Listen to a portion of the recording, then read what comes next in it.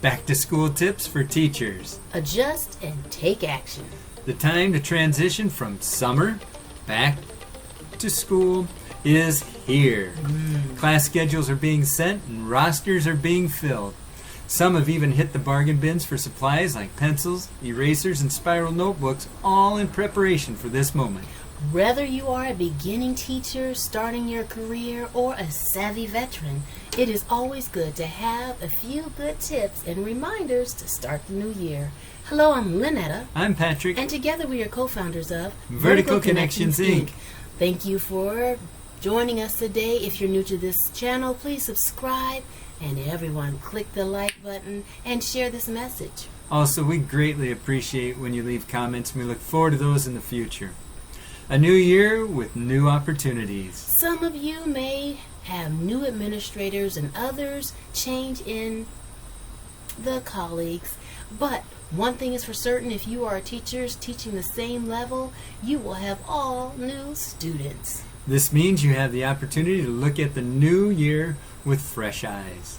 The group of students will arrive with different interests and unique personalities, and what worked for your students last year might not work this year. And what didn't work last year might be this year's success. But I know that at the beginning of the school year, we always got a chance to get different labels. And for me, I got to be the locker captain.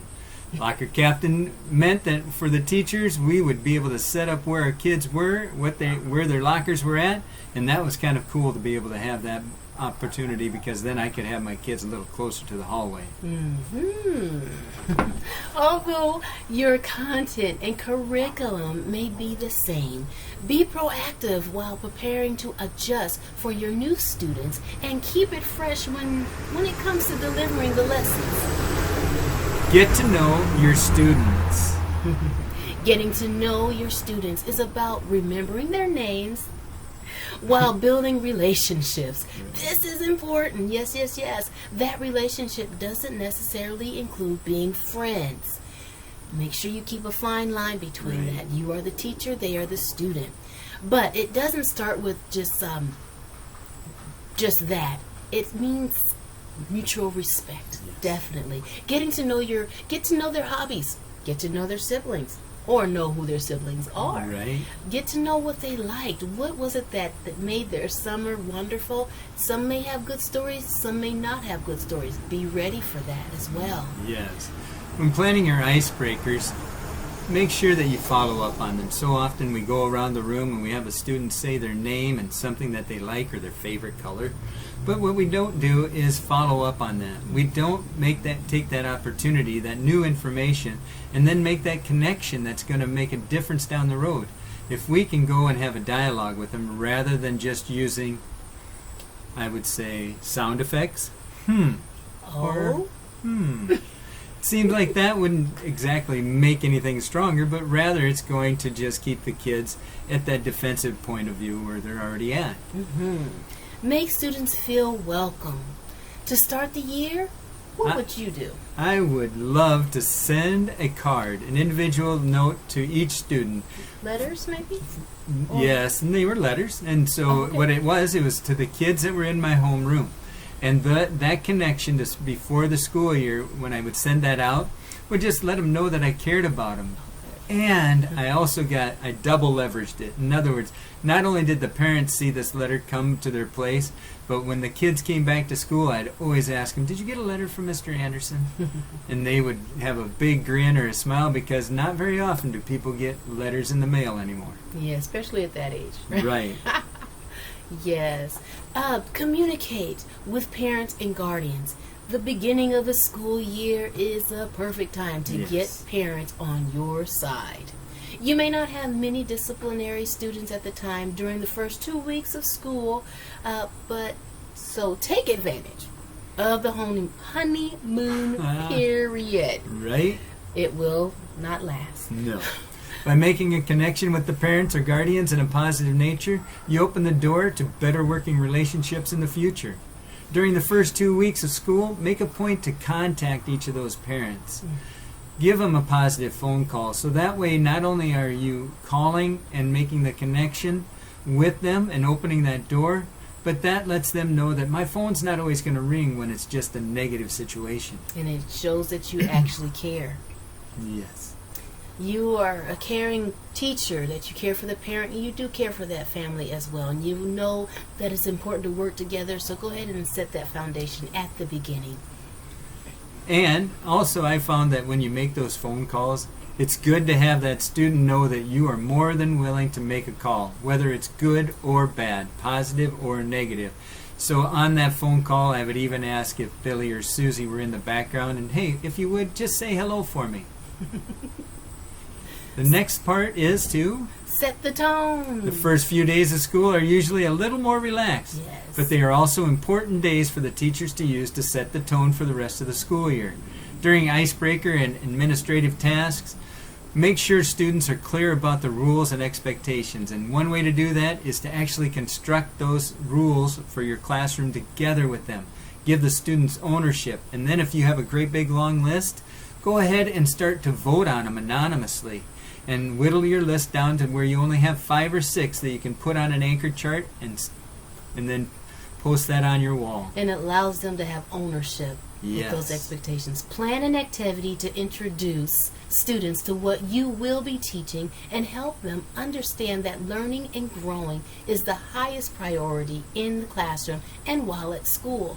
The goal for each day is to have a better understanding, have the students understand that it is better to have a great understanding of what is being learned so that they can apply that each day to better themselves and those around them.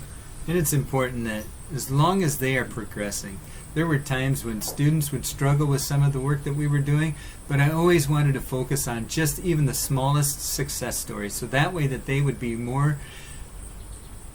have a higher expectation of doing and participating. Mm-hmm. Stock up on those supplies. Even though students have supply lists, chances are some of them will forget to bring it. Yes. Back to school time is a perfect time to stack up on those pencils, papers, notebooks, and markers and other items, other materials you may need throughout the school year.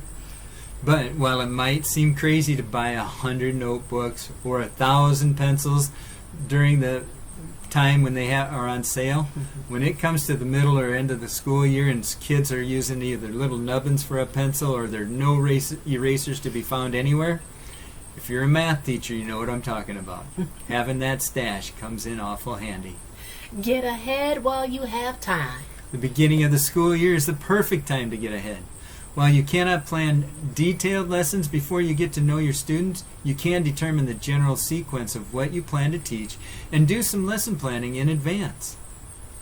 You can also start to fill out the paperwork for a grant you know you'll want to apply for and make initial contacts for any field trips you know are going to take place. As you are going through your to-do list or organizing your classroom, if you start to set something aside and say, I'll just do that later, stop and ask yourself if there is a part of it that you can complete so that you don't have a big folder at the end of the day of to-dos. I tell you, anytime you can take that to-do list and make it a to-done list, that is the way to go. It is so important to have that. Don't wait to address challenges either. Have someone you can go to, especially if you're a younger teacher coming into a new environment. It is so great to get to know your colleagues and then to feel out the situation and find that person you can go to, someone that you can talk to in confidence that won't necessarily turn it into gossip. They won't take it down to the teacher's lounge, but rather they're going to help you problem solve and get it fixed. And then likewise, return that respect, return that opportunity so that when that person who is your confidant, so to speak, be that for them as well without all of the drama. Approach things from a positive perspective. Maybe you must teach 7 out of 8 periods a day, or you were given multiple preps or no preps at all. Perhaps your class roster contains some of the most notorious disciplinary problems, or your school performed poorly, so all the pressure is on you to bring the scores up. Yes. Whatever the issue is that you have to face this year, be sure to look at it and go for it, attack it, address it in a positive, practical way. Yes, you may have a full load of classes, but remember that you have the opportunity to influence more kids. Preparing for multiple classes is hard. It is. The positive, you don't have to teach the same subject all day long. The discipline problems are going to test your patience, but you're guaranteed not to have a dull moment, and it is a possibility you'll even turn them around. And those test scores, with additions of some of the amazing new tools that you are going to be getting, to be adding to your treasure chest, Yes. whether that's from talking to other teachers or just getting online, Googling some information, grab all those things, put in the treasure chest so that you will have things to choose from, select from when different situations and problems occur.